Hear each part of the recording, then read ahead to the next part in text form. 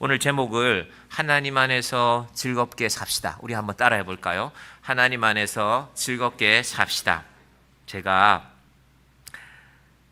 MBTI 같은 걸 해보면 이 성향이 좀 나오긴 하지만 저는 사실 제 자신이 좀 내성적이라고 생각하는데, 그래서 제가 춤추는 거 싫어하고 몸을 움직여서 한다는 게 저는 그런 사람인데, 제가 오늘 이 말씀을 준비하다가 어린 시절을 한번 떠올려 봤습니다.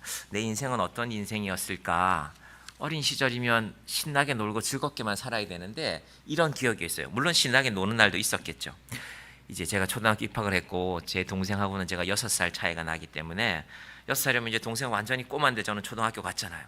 초등학교 1학년짜리가 뭘 알겠습니까? 제가 초등학교 1학년짜리가 별로 뭘 모르는데 아버지가 어느 날 저를 데리고 그 읍내에 있는 서점에 가서요, 동화 전과를 한 권 사줬어요. 이게 공부하라는 말이겠죠. 그때는 전과라는 게 있었잖아요. 그러다가 이제 그때는 초등학교 1학년도 시험을 쳤어요. 요즘은 아이들 안 치는 것 같은데.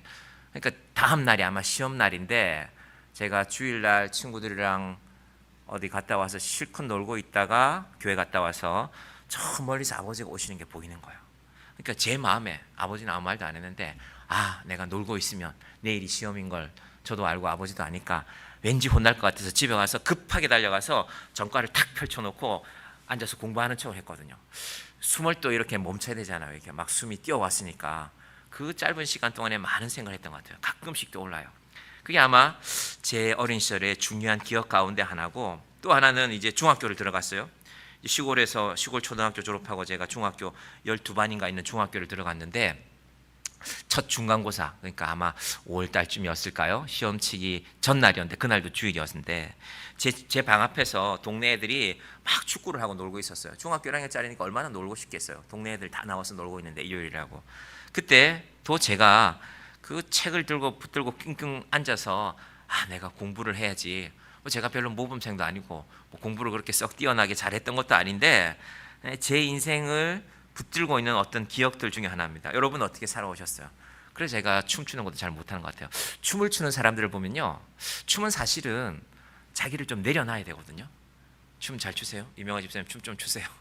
우리 여기 계신 분들 중에 누가 춤을 잘 추시는지 모르겠지만, 저는 그래서 고등학교 때 중학교 때 소풍 가서 춤추는 친구들 보면 난 저거 잘 못하는데, 그래서 그 친구들 보면 평소 때 마음이 좀 가벼운 애들이에요. 너무 심각하지 않고. 하나님 여러분 우리 인생을 주셨는데, 잠언 9장은 크게 보면 이런 내용들입니다. 자, 1절부터 6절까지 보면요, 여러분 눈으로만 보세요. 인생은 불확실하다는 것입니다.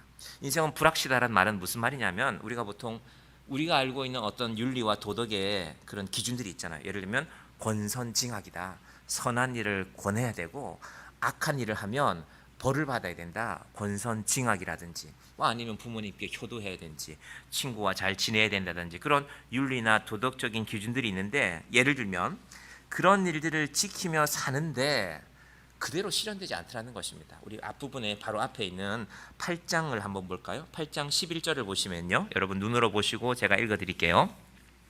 악한 일에 관한 징벌이 속히 실행되지 아니하므로 인생들이 악을 행하는 데에 마음이 담대하도다. 만약에 오늘 우리가 요만큼 잘못했는데 내일 당장 요만큼 잘못에 대한 벌이 딱 임한다면 사람들이 죄를 지을까요? 조심하겠죠. 그런데 내가 좀 악하게 사는 것 같은데, 내가 좀 다른 사람들한테 못되게 하고 살아도 괜찮아요. 어떨 때는 보면 오히려 잘 사는 것 같아요. 그래서 목사들 사이에 재미있는 얘기가 하나 있는데, 아픈 목사는 목회를 할 수 없지만 나쁜 목사는 때로는 목회를 잘한다. 이런 이상한, 성경에 나오는 거 아니까 여러분이 기담아 들을 필요는 없고요. 하나님께서 인생에 불확실성을 두셨습니다. 아니 내가 이렇게 선하게 사는데, 저분이 저렇게 착하게 사는 분인데 왜 저 착한 분이 좋은 걸 많이 누려야 되는데 그렇지 못할까? 그래서 인생은 불확실하다는 내용이 1절부터 6절까지 쭉 나옵니다. 바로 앞번에 있는 8장 12절에는 또 어떤 말씀이 있냐면, 죄인은 100번이나 악을 행하고도 장수하거니와, 또한 내가 아노니 하나님을 경외하며 그를 경외하는 자들은 잘 될 것이요. 이상하죠? 하나님을 경외하는 자들이 잘 된다는 말도 나오는데, 또 죄인은 100번 악을 행하고도 장수하는 말들이 나와서 세상이 모순 덩어리라는 겁니다. 여러분, 그래서 세상이 모순임을 볼 때 너무 놀라지 마세요. 성경에도 그렇게 되어져 있지. 성경에도 권선징악대로 되는 것이 아니라 악한 일에 징벌이 속히 되지 않는다는 말씀이 분명히 있어. 여러분, 하나님이 이 말씀을 적어놓는 이유는 뭘까요? 이런 일들이 있지만 이게 근본은 아니라는 것입니다. 하늘 위, 우리 잠언도 마찬가지인데요. 전도서와 잠언과 다 연결됩니다. 이건 땅 하늘 아래 일들이고 하늘 위에 계신 분이 알고 있다는 것입니다. 자, 계속해서 한번 나가봅니다. 1절부터 6절이 그런 내용인데 그 중에서도 9장 2절과 3절은 모든 사람에게 임하는 그것이 일반이라 의인과 악인, 착하게 사나 악하게 사나, 선한 자와 깨끗한 자와 깨끗하지 아니한 자, 혹은 제사를 드리는 자와 제사를 드리지 아니하는 자에게 일어나는 일들이, 이건 우리로 해석하면요, 예배 잘 나오고 주일 성수 잘 하시는 분들하고 그렇지 않은 사람하고 어떤 일이 일어나는가? 모두 일어나는 일들이 모두 일반이니 선인과 죄인, 맹세하는 자와 맹세하기를 무서워하는 자가 일반이로다. 이 말씀만 딱 들으면, 아니 내가 이 추운 날 예배 드리러 왔는데 성경에 이런 말씀이 있어? 이거 내가 속았구나 하고 싶은데, 그러나 오늘 말씀을 끝까지 한번 잘 들어보시길 바랍니다. 우리 9장 3절은 같이 한번 볼까요? 시작. 모든 사람의 결국은 일반이라 이것은 해 아래에서 행하지는 모든 일 중에 악한 것이니 곧 인생의 마음에는 악이 가득하여 그들의 평생에 미친 마음을 품고 있다가 후에는 죽은 자들에게로 돌아가는 것이라. 지금 제가 말씀드리는 것들의 공통점이 하나 있는데, 하나님을 인정하지 않고 살면 이런 것들이 자꾸 이런 것만 보인다는 겁니다. 아니 예배 드리나 안 드리나, 하나님 믿으나 안 믿으나 모든 사람들이 다 죽음으로 끝나는 인생이라고 말하는구나. 그러면 안 되지. 그럼 그게 끝이 아닙니다. 그러나 하나님은 이제 4절부터 말씀이 반전되는데요. 우리 4절 같이 볼까요? 모든 산자들 중에 들어가는 자에게는 누구나 소망이 있음은 산 개가 죽은 사자보다 낫기 때문이라. 하나님이 반전을 주시는 것입니다. 그렇지 않다. 악을 행해도 악한 것을 금방 벌받지 않고 선을 행한 자가 선을 행한 보상을 제대로 받지 못하는 것 같지만 그럼에도 불구하고 살아있는 것이 너희 인생의 유익이라는 것입니다. 여러분, 우리가 오늘 살아있으니까 이 자리에 나온 것 아닙니까? 살아있으니까 예배할 수 있고 살아있으니까 호흡하는 것입니다. 여러분, 세상에 많은 것을 지녔던 그 모든 사람들, 어제도 오늘 아침 신문에 보니까 유명한 사람들 여러 사람 장례식이 있었더라고요. 아, 이 사람도 죽었구나. 국회의원이었던 사람, 뭐 기업가였던 사람, 아, 이런 사람도 다 죽었구나. 신문에 그래도 이름이 날 정도면 제법 유명한 사람들 아닙니까? 그 사람 장례, 뭐 자손은 누구다, 아들은 누구다, 뭐 사위는 누구다, 이런 것도 나왔던데, 그러나 하나님께 중요한 것은 너희가 살아있다는 것이 기회라는 것입니다. 여러분, 이건 내게만 기회가 아니라요, 하나님께서도 우리를 통해서 무언가를 하실 수 있는 기회가 있다는 것입니다. 그래서 우리는 내 생명이 있으면 항상 두 가지를 염두에 두셔야 됩니다. 내가 살아있으니 내가 할 수 있는 일이 무엇일까? 죽은 사람은 못하는 무언가를 내가 할 수 있으니까요. 또 하나는, 하나님, 내가 살아있으니 하나님께서 나를 통해서 하실 일은 무엇입니까? 그래서 이 전도서의 지혜로운 기자가 산 개가 죽은 사자보다 낫다. 사자는 맹수의 왕 아닙니까? 동물 중에 동물 아닙니까? 걔는 항상 사자 앞에서나 호랑이 앞에서는 도망다닐 수밖에 없는 존재이지만, 그러나 너희의 인생이 살아있다는 것이 기회임을 알라는 것입니다. 이건 인생을 보는 면을 좀 새롭게 하라는 것입니다. 그래서 오늘 두 번째 큰 주제가 이제 오늘 우리가 보았던 7절부터 10절까지 이어지는 것인데, 인생을 하나님이 내게 주신 기회가 있으니까 찬양하시면서 춤도 추시면서 말씀 읽으시면서 내 인생에 하나님이 주신 의미를 찾아보라는 것입니다. 그런데 이것이 신약성에서 먼저 한 구절을 먼저 찾아보면 이렇습니다. 우리가 잘 아는 말씀이죠. 데살로니가전서 5장 16절, 17절, 18절 말씀. 자, 여러분도 알지만 제가 읽어볼게요. 항상 기뻐하라, 쉬지 말고 기도하라, 범사에 감사하라. 이것이 그리스도 예수 안에서 너희를 향하신 하나님의 뜻이니라. 항상이라고 했고요, 범사라고 했기 때문에 예배 드릴 때만 기뻐해라, 기도할 때만 기뻐해라, 성경 읽을 때만 기뻐해라, 찬양할 때만 기뻐하는 것이 아니라 너희의 인생 자체를 기뻐하라는 것입니다. 예배 드릴 때 말고 밥 먹을 때도, 어디 가서 운동할 때도, 잠잘 때도, 아, 하나님 오늘 이렇게 내가 하루 종일 피곤했는데 고운하게 잠들게 하시니 감사합니다 하고 기뻐하라는 것입니다. 여러분, 하나님이 인간을 육체로 지으셨습니다. 육체이기 때문에 우리 배고프면 밥 먹어야 되고요. 피곤하면 잠자야 되고 몸이 이렇게 찌뿌둥하면 몸을 씻어야 되죠. 하나님께서 그 모든 순간들을 우리에게 주신 것입니다. 먹기도 해야 되고 화장실도 가야 되고 때로는 춤도 추고 운동도 하고 내 인생의 모든 순간들이 있는데, 그래서 여러분 오늘은 제가 좀 반대 말씀드립니다. 우리가 사람이 떡으로만 살 것이 아니라 라는 말씀을 예수님이 하셨지만 하나님의 말씀으로도 살아야 되지만요, 떡으로만이니까 떡으로도 살아야 됩니다. 여러분 맛있게 드시고, 저 오늘 저녁 때 우리 낮에 우리 지원이 엄마가 끓여놓은 그 오뎅국을 이거 조금 떠서 먹고 왔는데, 겨울이 되면 오뎅국이 얼마나 맛있는지. 여러분 오늘 저녁에 식사 못하신 분 죄송합니다. 내 앞에 주어진 이것을 감사하면서, 그래서 잠언에는 이 말씀이 있습니다. 마음의 즐거움은 15장 13절인데요. 마음의 즐거움은 얼굴을 빛나게 하여도 마음의 근심은 심령을 상하게 하느니라. 제가 사실 오늘 이 설교 준비하면서 저를 좀 많이 반성했습니다. 그래, 내가 너무 심각해. 제가 무슨 대단한 철학자도 아닌데 혹시 내 설교도 너무 심각한 게 아닐까? 그렇다고 여러분 24시간 내내 웃고 계시면 안 됩니다. 어디 가야 돼요. 그러면 24시간 내내 웃고 계시면 안 되고, 할 수 있으면 심각한 고민할 때야 인상도 좀 쓰고 있어야죠. 그런데 그 고민이 끝났으면 다시 하나님이 원하시는 항상 기뻐하라, 쉬지 말고 기도하라, 범사에 감사하라. 자, 그러면서요, 오늘 이 전도서의 기자는, 이 사실 이 솔로몬의 전도서이기 때문에 벌써 3,000년 가까운 세월이 지난 책인데요, 아주 단순한 세 가지 실천을 우리에게 말하고 있습니다. 한번 잘 들어보시기 바랍니다. 첫 번째는요, 즐겁게 먹으라는 것입니다. 자, 7절 가봅니다. 7절. 전도서 9장 7절입니다. 시작. 너는 가서 기쁨으로 내 음식물을 먹고 즐거운 마음으로 내 포도주를 마실지어다. 이는 하나님이 내가 하는 일들을 벌써 기쁘게 받으셨음이니라. 오늘 저녁에 혹시 식사하시면서 별로 맛없는 아침에 끓였던 된장찌개 이제 다 졸아서 이제 맛도 없는데 내가 그거 먹고 왔는데 뭐 기쁠 게 있어, 그거 먹고 왔는데 내가, 라고 생각하지 말고요, 여기 있는 이 말씀에는 의미가 있습니다. 어떤 의미일까? 내가 날마다 뭐 스테이크를 먹어서 기쁜 게 아니라, 이 말씀의 근원은 이렇습니다. 여기 나오는 음식물이라는 단어가요, 히브리 말로는 레헴입니다. 레헴, 떡입니다. 떡. 이 떡은 특별한 떡이 아니라 이스라엘 사람들이 매일 먹는 것. 우리 같으면 밥, 뭐 쌀밥이든 보리밥이든 건강을 위해서 보리밥을 드시든지 간에 네가 날마다 먹는 이 그 밥, 그거 즐겁게 먹으라는 것입니다. 그러니까 일상에서 먹는 것.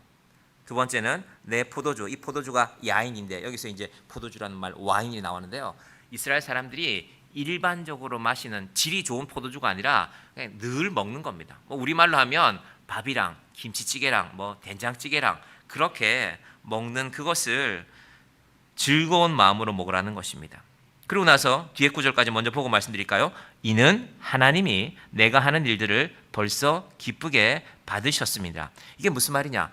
하나님이, 이 근원, 이 말씀의 근원은 뭐냐 하면요, 너희가 먹는 그것을 내가 준 것이라는 것을 잊지 말고 먹으라는 겁니다. 그럼 사람이, 이 미국에서 1980년대 통계지만요, 70세, 그 당시에 미국에서 70세를 기준으로 조사해 봤다면요, 70세까지 한 사람이 먹는 평균적인 양이 얼마 정도 될 것 같아요? 톤입니다. 톤, 뒷자리는. 70세까지 한 사람이 먹는 평균적인 음식의 양, 물, 뭐 고기, 뭐 야채 다 합쳐서 62톤. 좀 많이 먹죠.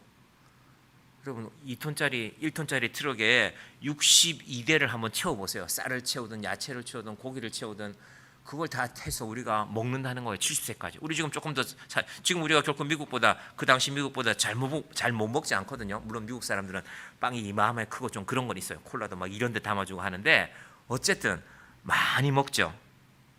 그런데 그 많은 것들을 우리가 굶지 않고 먹고 있다면, 이거 하나님이 내 일생 동안 우리를 위해서 준비해 주시는구나. 우리가 1960년대 이전으로 70년대까지도 없어서 못 먹는 경우도 많았거든요. 적어도 지금 대한민국은 그런 상황은 아니지 않습니까? 제가 오늘 이 말씀 해석하다가 제 어린 시절의 습관과 하나 달라진 거 깨달았습니다. 제가 어릴 때는 국을 끓이면요, 주로 국물을 많이 먹었죠. 물론 국 안에 고기가 들어있으면 고기는 다 먹었는데 다른 건 잘 안 먹었거든요. 제가 이래봬도 편식했던 사람입니다. 나름. 자, 그랬는데 재밌는 얘기인데 왜 안 웃으세요? 제가 편식했다니까요. 그랬는데 어릴 때는 제가 어머니 요리하는 걸 잘 못 봤어요. 그런데 결혼해서 아내가 요리하는 걸 보니까 아, 저 국안에 들어있는 무 하나가 파 하나가 다 사람의 손길이 들어가는 거구나. 그래서 제가 가능하면 남기지 않고 먹으려고 합니다. 국물만 마시는 것이 아니라. 여러분, 하나님의 입장에서 한번 보세요. 하나님이 다 주셨다니까요. 우리는 또 된장찌개야, 또 김치찌개야, 오늘 아침에는 콩나물뿐이 없네, 이게 아니라 하나님이 필요해서 우리 인생에 허락하신 것들이니까 너는 가서 기쁨으로 내 음식물을 먹고 즐거운 마음으로 내 포도주를 마실지니라. 이건 다르게 해석하면요, 너에게 주어진 삶이, 먹는 건 모든 삶의 기본 아닙니까? 너에게 주어진 삶의 모든 것이, 우리는 가끔 그런 생각하죠. 내가 안 해본 경험, 신문에 가끔 보면 뭐 세계 일주하는 이런 게 나와요. 뭐 몇 천만 원씩 이렇게 내고 하더라고요. 야, 나도 이런 거 한번 해보면 좋겠다. 예, 기회가 되면 해보시기 바랍니다. 그런데 오늘 말씀에 따르면 너는 가서 기쁨으로 내 음식물, 네가 날마다 먹는 그 밥, 레헴 먹고 즐거운 마음으로 내 포도주, 야인, 네가 눈만 뜨면 네 눈앞에 있는 그것을 내가 너에게 제공해 준 것인 줄 알고 깨닫고 즐겁게 먹어라. 그러면 내가 너의 인생을 기쁘게 받을 것이다. 여러분, 누군가가, 여러분이 능력 있는 사람입니다. 그런데 여러분 회사 직원 가운데 누군가가 참 일을 즐겁게 해요. 똑같은 일을 저 친구는 어떻게 저렇게 즐겁게 할까? 그럼 여러분이 사장님을 어떻게 해주고 싶습니까? 더 잘해주고 싶죠. 연말에 보너스를 줄 때가 되면 요즘 큰 회사들은 옆 사람이 보너스 얼마 받는지 잘 모른다면서요. 개인의 성과에 따라 지급된다면서요. 그리고 물어보면 안 된다네요. 제가 들었습니다. 삼성전자 다니시는 분이 연말에 보너스 나오면 서로 물어보면 안 된대요. 다른 사람 거 궁금해하면 안 된대요. 네가 일한 만큼 주는 거니까, 회사에서 평가해서. 만약에 여러분이 그런 일들을 할 수 있는 사람이라면 여러분의 회사 직원 가운데 누군가가 이 친구는 정말 기쁘게 일해요. 여러분, 직원이 10명, 20명인데 그중에 한 명이 기쁘게 일하면요, 그 한 명이 온 회사를 밝게 만듭니다. 그런 일도 경험해 보지 않습니까? 하나님께서 우리 인생에 허락하시는 것들 앞에서 나는 왜 이거밖에 안 되지?가 아니라 하나님은 내게 이걸 주셨구나. 이건 제가 정양교회를 목회해 가면서도 마찬가지입니다. 아니, 다른 교회는 이것도 있고 저것도 있는데, 이게 아니라 하나님이 정양교회를 목회해 가셨으니까 제가 기쁘고 행복하게, 오늘 이 수요 저녁에 이렇게 귀한 분들이 나오셨으니까 얼마나 감사합니까? 하나님께서 그 기쁨을 아는 자에게 하반절 말씀의 의미는 뭐냐면요, 또 다른 기쁨을 준비하신다는 겁니다. 여러분, 이 말씀의 지혜를 깨닫기를 바랍니다. 그래서 여러분의 주어진 일이 무엇이든지 간에, 교회를 섬기는 일이건 가정을 섬기는 일이건 하나님 앞에 즐겁게 행하는, 하나님 오늘 저녁에는 이거 주셨군요, 감사합니다 하고 하나님 앞에 살아가는 인생이 되기를 바랍니다. 두 번째 인생의 즐거움을요, 8절에서 말합니다. 8절 우리 한번 볼까요? 9장 전도서 9장 8절 시작. 내 의복을 항상 희게 하며 내 머리에 향기름을 그치지 아니하도록 할지니라. 자, 이거는 세탁소에 항상 옷을 맡기라는 말인가? 물론 그렇게 해석할 수도 있지만, 이스라엘 당시에 주된 그들의 업이 농업이었기 때문에요, 옷이 많지 않습니다. 한 벌이 귀해요. 그래서 예수님께서 네가 다른 사람의 겉옷을 저당 잡았으면 밤이 되기 전에 돌려주라 그러잖아요. 네가 그거 돌려주지 않으면 그게 그 사람의 오심과 동시에 이불이기 때문에 추위에 떨면서 잠을 자야 되기 때문에 그렇게 하라는 것입니다. 그러니까 이 이스라엘 사람들이 평소에는 그 옷을 입고 일을 합니다. 그런데 하나님께 예배드리러, 하나님 앞에 제사 지내러 나가기 전에는 그 옷을 깨끗하게 준비해서 나오라는 것입니다. 하나님 앞에 동시에 사람에게. 그럼 8절을요, 어떤 해석에는 이렇게 해놓은 해석도 있습니다. 이 말씀을 의복을 희게 한다라는 것은 우리의 순결한 생활을 말하는 것이고, 그 다음에 머리에 기름을 그치지 않게 한다라는 것은 유대인들에게 기름은 성령을 말하는 것이거든요. 성령 충만한 것이다. 여러분, 성경에 나오는 모든 것을, 때로는 그런 의미도 있지만 모든 것을 의역하면 안 됩니다. 그러면 7절도 바꿔야죠. 7절은 너는 기쁨으로 내 식물을 먹고, 이때 식물, 이것은 하나님이 우리 입에 넣어주는 말씀이다. 그렇게 해석할 수 있잖아요. 그 다음에 내 포도주를 마실지어다. 역시 포도주도 유대인들에게는 성령입니다. 제가 방금 한 해석 누가 하느냐? 신천지에서 하는 겁니다. 여러분, 그래서 신천지도 신천지 얘기를 갑자기 할 필요는 없는데, 그럼 이거 모든 것을 그건 이겁니다. 제가 이 전도서 설교를 어느 라디오 방송에서 그걸 들었어요. 그런데 그건 아닌데 해석을 찾아보면 방금 말씀드렸잖아요. 떡이 레헴이라니까요. 날마다 먹는 떡. 자, 그러면 8절로 다시 돌아가면 의복을 희게 한다는 것은 옷 매무새를 단정하게 하는데 항상 신경 쓰라는 것입니다. 비싼 옷 입는 거라는 것이 아니라 내가 예배의 자리에 나아갈 때는 1920년대 30년대 우리 만주에 있는 이 명동이라고 불렸던 곳인데요.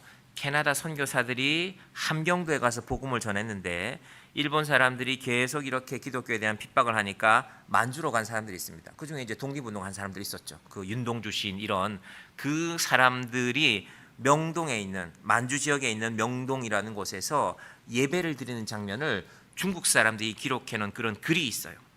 저들은 일요일 아침이 되면 그 전날 늦게까지 일했던 옷을 빨아서 어떻게든 말려서 깨끗한 옷을 입고, 주로 그때 여자분들은 까만 치마 저고리에 흰 옷 입지 않습니까? 남자들은 어떻게든 까만 이 나이가 든 어른들은 뭐라 그러나요? 저고리를 하나씩 입고, 이 외투를 뭐라 그러죠? 그 옷을 입고 예배당으로 가는 모습이, 수백 명이 가는 모습이, 아니 어제 그렇게 늦게까지 수고하고 일했던 사람들이 옷을 깨끗하게 빨아입고 교회 가는 모습이 그들이 믿는 종교가 무엇인지는 모르겠지만은 바라보는 우리를 엄숙하게 만드는구나라는 그런 글이 남아 있습니다. 사진도 남아 있는데, 의복을 희게 한다는 것은, 의복을 단정하게 한다는 것은 하나님 앞에서 우리 마음을 정돈한다는 것입니다. 그런데 이것도요, 예배에만 국한시키지 말고 여러분 할 수 있으면, 저는 우리 교회 남자분들 또 여자분들 모두가 단정하게, 저분은 옷을 비싼 걸 입어서가 아니라, 비싼 게 좋은 건지는 모르겠지만 저분은 삶이 참 멋있구나, 단정하구나. 요즘 여자분들이 어려서부터 화장을 하잖아요. 그러면 이제 화장이 이제 아마 10대 때부터 화장하시면 여성분들은 꽤 연세 드실 때까지 화장을 하시잖아요.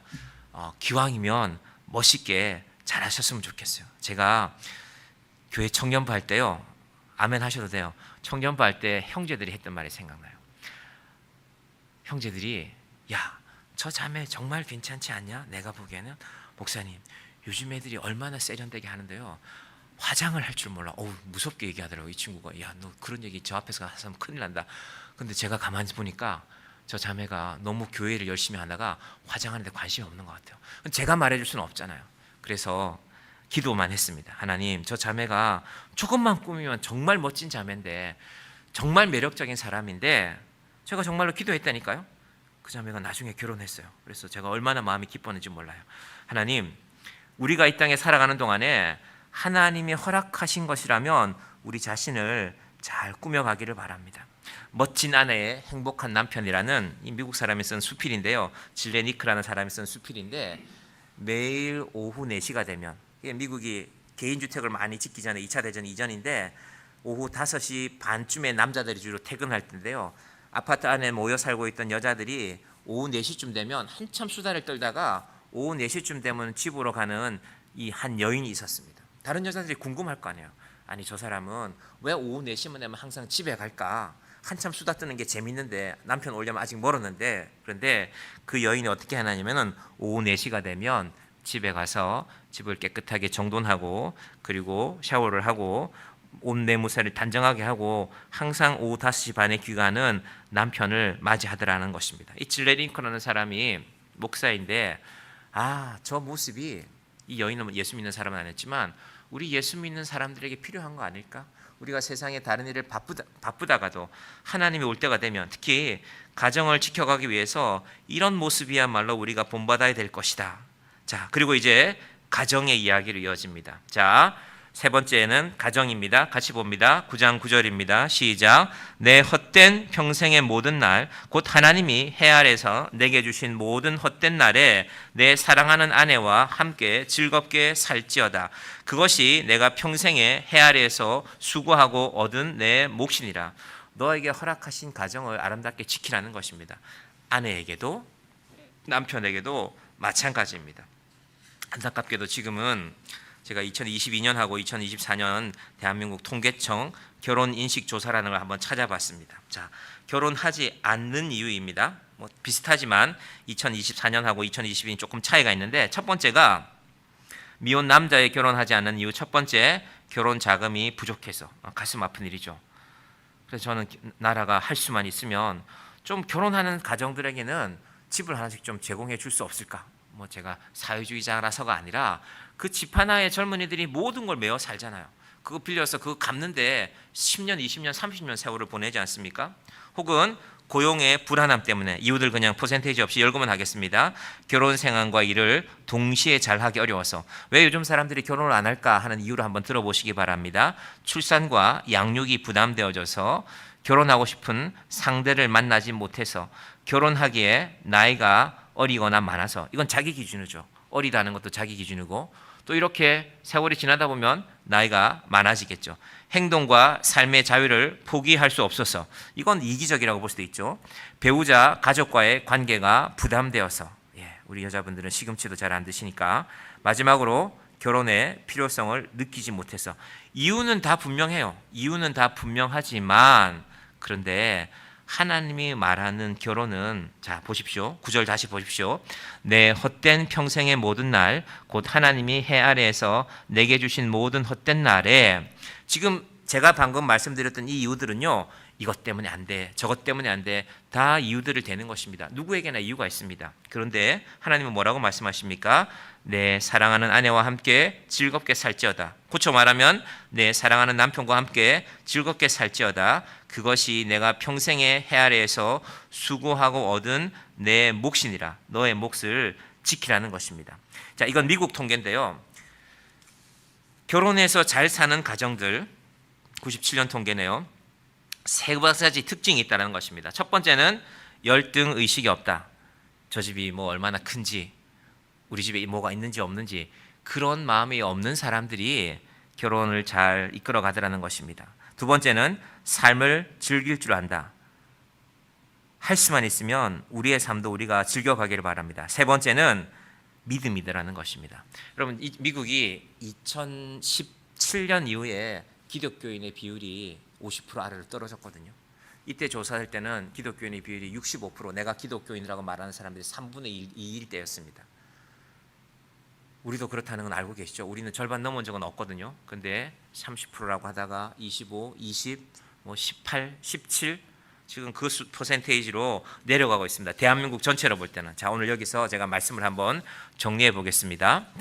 우리는 신앙을 말씀 열심히 읽고 찬양하고 거기서 오는 기쁨만 기쁨이라고 생각하지만, 데살로니가 전서는 분명히 범사에라고 했습니다. 저는 그래서 우리가 할 수 있으면 신나는 일이 많았으면 좋겠어요. 신나는 일이.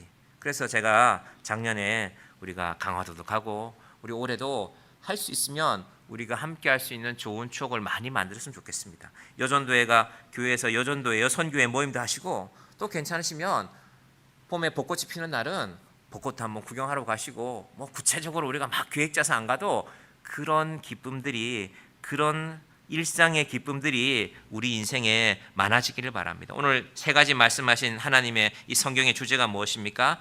인생의 진정한 즐거움이 평범하게 있다는 것입니다.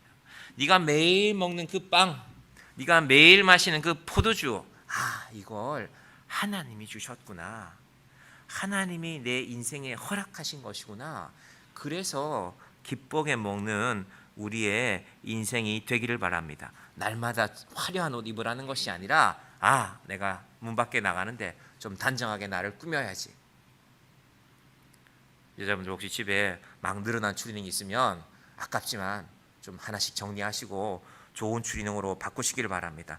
날마다 옷 입는 일, 날마다 화장하고 단정하는 일이 평범한 일인 것 같지만 그 속에서 하나님이 주시는 기쁨을 찾으라는 것입니다. 두 번째로 이 정리를 해보면요, 생애의 진정한 즐거움은요, 즐거움을 부지런히 추구하는 자들에게, 난 춤 못 춰 하지 말고, 오늘은 나도 한번 흔들어 봐야지. 여러분, 용기를 내시고, 우리 그날 춤 추셨던 분들 다시 한번 춤추는 기회를 드리고 싶은데, 이제는 안 추신 분들까지. 그리고 즐겁게 애쓰고 즐겁게 먹고 즐겁게 노력하는 그들에게 즐거움이 찾아온다는 것입니다. 이 오래된 잡지인데요. 여원이라는 잡지가 있었어요. 제가 어렸을 때 이발소에 갔는데 이발소 아저씨가 그 잡지를 둬서 명절날이었는데 이발하는 사람이 그날 많아서 그 잡지를 읽었던 기억이 나요. 어떤 내용이냐면요. 밤에 빨래를 하는 여인, 이런 제목이었어요. 자, 어떤 기자가 수필에 당선된 사람입니다. 한 여자를 찾아갔습니다. 1980년대 중반쯤 되니까요. 뭐 우리나라 그렇게 잘 살지 못할 때죠. 이분의 집이 어디 있냐면은 서울의 어느 변두리에 2층 옥상이 있는데 그 옥상 위에 가건물을 짓고 살고 있어요. 그리고 그 옥상에 그분이 있는 그 층에 빨랫줄이 이렇게 여러 개가 놓여 있는 그런 집이었습니다. 자, 그분이 쓴 수필인데 하늘에 떠 있는 별을 바라보며 나는 식구들의 빨래를 하는 것을 가장 큰 행복으로 생각한다. 이웃들이 모두 잠든 밤에 빨래를 해서 옥상에 있는 빈 빨랫줄에 늘고 남편의 셔츠와 아이들의 속옷을 빨아서 2개의 빨랫줄이 가득하게 늘고 나서 빨랫줄 사이로 총총히 박혀있는 별들을 보는 것이 내게는 가장 큰 행복이다. 이게 뭐 행복이겠어요. 빨래하는 게 얼마나 귀찮습니까? 그것도 남들 잠자는 밤에. 자, 그런데 계속해서 이렇습니다. 왜 하필이면, 이제는 기자가 찾아가서 물었습니다. 왜 하필이면 한밤중에 빨래를 합니까? 일부러 그렇게 하십니까? 그랬더니 이 여인이 대답합니다. 낮에는 다른 일들이 있기도 하지만 주인 집에서 낮에는 빨랫줄을 전부 다 쓰기 때문에 제 차례가 돌아오지 않아요. 그래서 제 차례가 돌아오는 시간은 언제든지 밤중입니다. 그렇지만 요즘 와서는 그 한밤중에 빨래를 하는 것이 너무 행복해서 주인 집에서 그 시간을 빼앗아 갈까봐 은근히 급이 난다니까요. 한밤중의 행복을 주인 집에 빼앗기기라도 한다면 전 아마 시리에 빠질 거예요. 지금 여자분들 마음속으로 들으면서 아이고 지금은 건조기도 있고 세탁기도 있는데 참 불쌍하잖아요. 그럴 수도 있겠죠. 근데 한번 끝까지 들어보시기를 바랍니다. 총총히 박힌 하늘의 별들을 빨랫줄 사이로 올려다보는 그 기쁨, 그것을 즐기는 무엇이 있다는 말입니다. 그러니까 힘든 빨래를 보아도 저는 그것을 불평으로 여기지 않습니다. 제가 뭐 나이도 몇 살 안 된 사람이 옛날에는 얼마나 불편한지 아느냐 그런 말씀을 드릴 필요는 없고, 혹시 여러분이 지금 여러분의 삶 가운데 이거 너무 힘들고 귀찮아 라는 일이 있거든, 오늘 이 짧은 글을 한번 생각해 보시길 바랍니다. 세 번째로 이 인생의 즐거움을 아는 자들의 마지막 특징이 하나 있는데요. 믿음이 있는 사람이라는 것입니다. 여러분, 이 모든 제가 말씀드린 오늘 근거 가운데요, 자족함이 있어야 됩니다. 끝까지 비교만 하면 누구도 행복할 수 없습니다. 삼성을 이끌었던 이병철이라는 분은 자기들이 1등 못하는 거 2등 하는 걸 항상 억울해했다 그러죠. 뭐 현대가 뭘 잘하면, 대우가 뭘 잘하면 왜 우리는 1등 못하냐, 우리도 1등 해야지. 그렇게 뭐 그분이 또 물론 1등 한 것도 많지만, 여러분 인생을 믿음으로 보지 않으면, 땅 아래 일만 보면 지금 제가 말씀드린 모든 것들이 아무런 의미가 없습니다. 이게 다는 아니야. 하나님이 주신 인생 동안에 내가 즐겁게 살고 하나님 부르시는 그날 내가 하나님께로 나아가는 거야. 전도서 3장 13절 말씀 제가 마지막으로 볼게요. 사람마다 먹고 마시는 것과 수고함으로 낙을 누리는 그것이 하나님의 선물인 줄 또한 알았도다. 여러분, 내일 아침에도 우리가 눈 뜨면, 오늘 밤에도 우리가 잠자리에 들 것이고, 내일 아침에 눈 뜨면 뭔가를 먹겠죠. 하나님, 오늘도 이 하루라는 선물을 주셨습니다. 내가 호흡할 수 있고 내가 하나님 뜻 안에 살아갈 수 있는 이 하루를 주심을 감사합니다. 소박한 음식일지라도 하나님이 내 인생에 허락해 준 것입니다. 그래서 제가 감사하며 먹으며 살겠습니다. 우리의 일상 가운데 하나님이 주신 것을 바라보며 우리에게 주어진 가족들, 우리의 자녀들, 우리 인생에 주어진 사람들, 그리고 그 모든 것을 허락하신 하나님을 생각하시면서, 하나님, 이것도 하나님이 주신 것이군요. 이 추위 가운데서도 내게 이만한 건강 주시고, 우리 이 추위 가운데서 이렇게 따뜻하게 예배드릴 수 있는 공간을 주신 것도 감사합니다. 여러분, 불평은 내가 그치지 않으면 끝나지 않습니다. 우리는 항상 이게 바뀌어야 내가 불평을 안 하지, 불평은 내가 그쳐야 끝이 나는 것입니다.